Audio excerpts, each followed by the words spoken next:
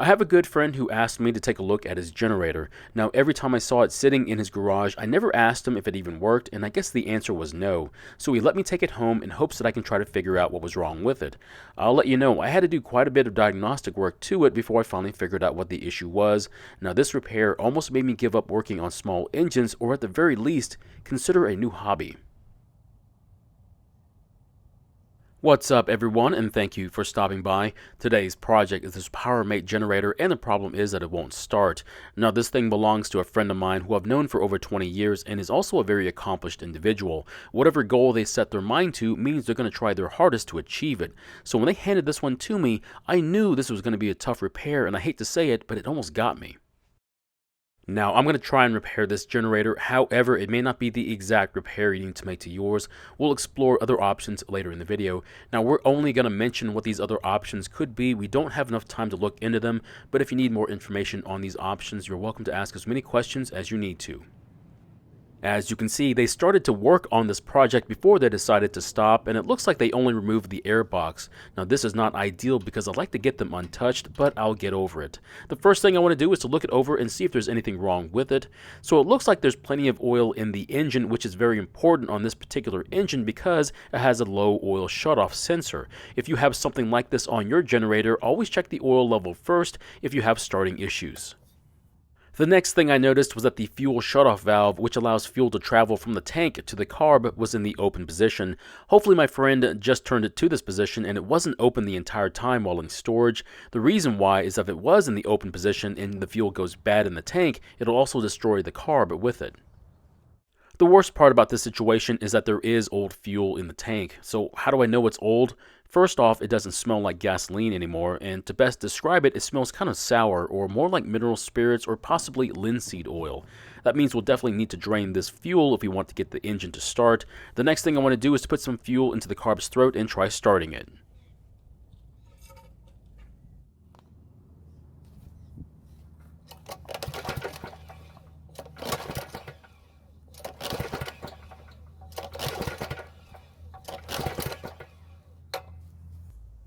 Unfortunately, it didn't start, so we'll need to check to see if we have spark from the ignition system. The engine was not easy to pull over, so I'm pretty certain this engine has compression, but as you'll find out later on, this sort of test can be very misleading. Next, I'll install an inline spark checker and see if we can get an orange glow in the tester while pulling the rope.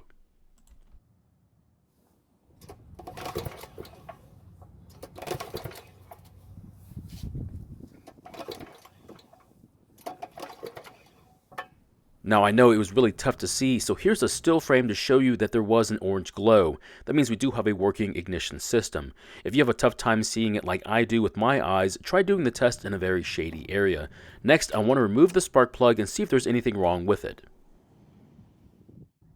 Now, by the looks of this plug, I think it's brand new, so they must have replaced it trying to get it working again. Unfortunately, after taking a better look at it, this appears to be an NGK Automotive spark plug, which is not the right application for this generator because the design of the electrode and ground simply don't reach far enough into the combustion chamber. Now, the plug on the left is the correct plug, which was on a spare engine I had, so I'll be using it instead of the other one. Next, I'm going to spray some starting fluid into the engine and then try starting it again. Hopefully we'll get a better result. If not, we'll need to start looking elsewhere for the problem, which unfortunately means we'll have to look at the engine as a possible issue.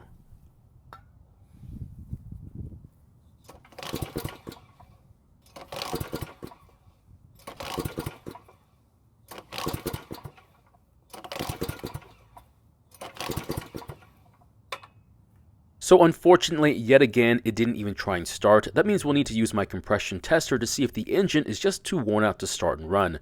Now the tester will measure how much pressure your engine can make on the compression stroke, and the higher the better. If you need more information on the compression tester, there'll be a link in the description.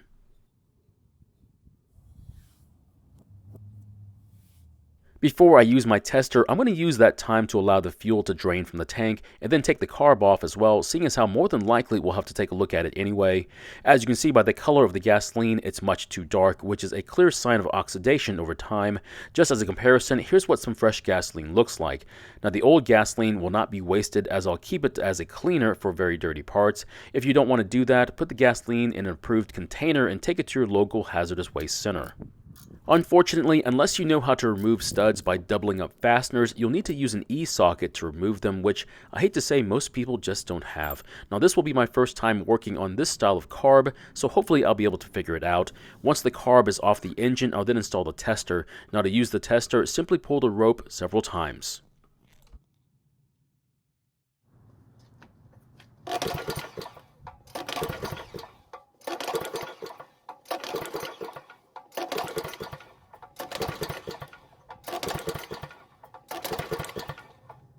So I've never seen a reading this low before, and it's very disturbing. I was expecting something over 100 psi, but ours is barely over 10. I'm going to check the connection to the tester one more time and then perform it again, except this time I'm going to remove the recoil assembly so I can use a drill to turn the engine over. This way I can redo the test with some consistency.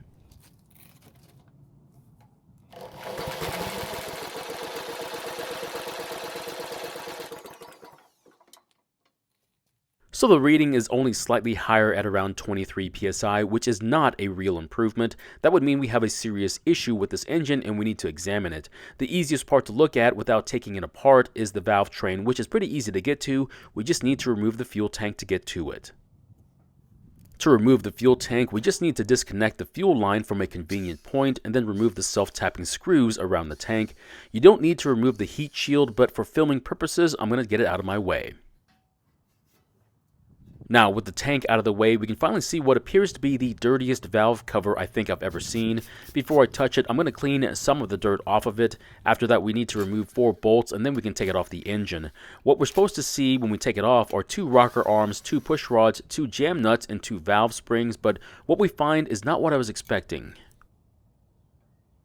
So this would explain a lot and why we have such a low reading on the compression tester. The rocker arm closer to us is for the intake, and it's come off the top of the valve and spring.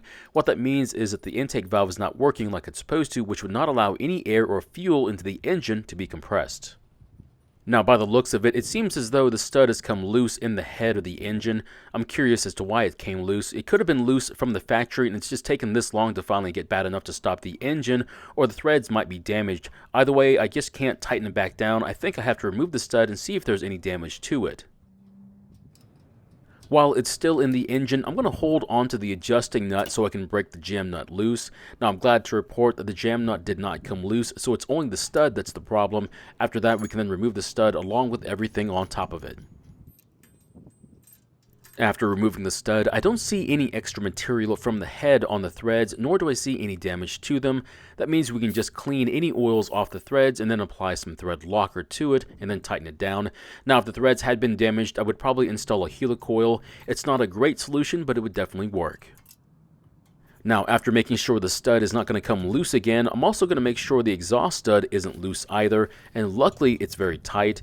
Before you ask, no, I'm not going to remove the exhaust stud to apply thread locker to it, and the reason is, if I tried to remove the stud and it was easy to loosen up, then I would put thread locker on it, but since it's holding just fine, I'm not going to disturb it.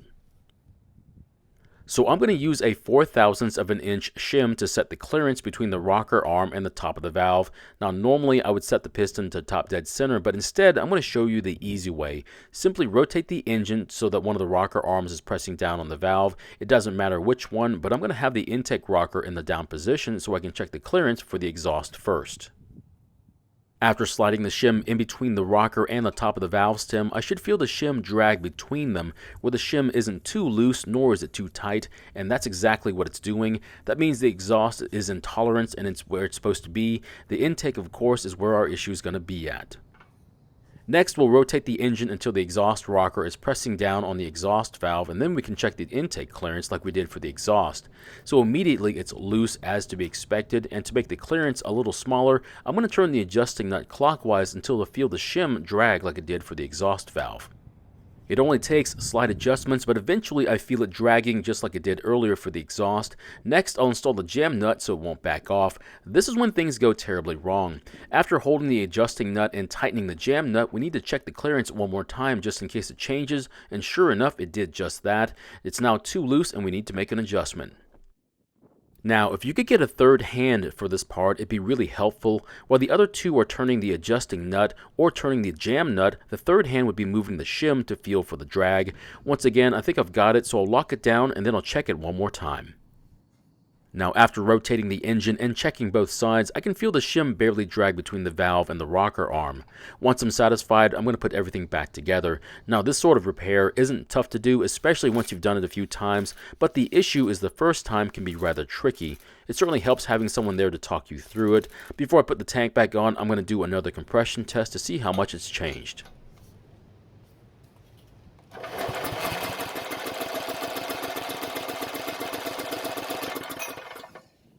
Surprisingly, the reading is only 65 psi, which is enough for the engine to start and run, but it would be lacking some serious power. I can only assume the piston rings are stuck, and hopefully after running it some more, the piston rings will free up and the compression will return to normal. I might have to do an update video later on in this generator. The next thing I want to do is to try a test start using the drill and some starting fluid.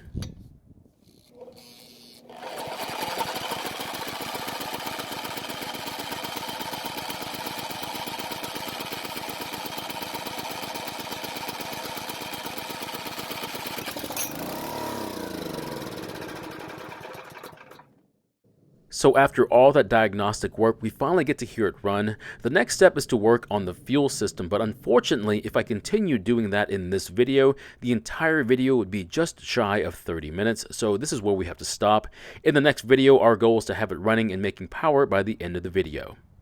Another option as to why this engine won't start is that it has a bad low oil sensor, which is keeping the ignition system from working. To test this, try finding the sensor and disconnecting the electrical connector, and then check for spark. If it works after that, then the sensor needs to be replaced. So my question is, would you try working on your own generator, or would you take it to a repair shop? Personally, I would try to fix it myself. However, if it wasn't making power, I might have to consider it because I don't do well with electrical components.